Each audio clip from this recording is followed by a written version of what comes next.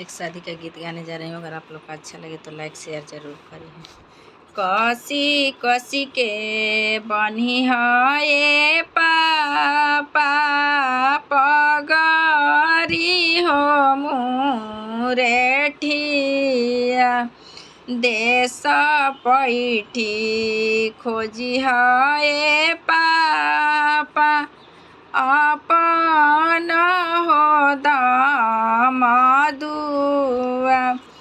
दुआरे पर खोजी है पापा ससुर सुबे हो दारावा माड़ावा में खोजी है पापा भसुर हवल हो दारावा इंग्लिश में खोजी है पापा लहुरा हो देवारावा सरबिस में खोजी है पापा अपन हो दामदुआ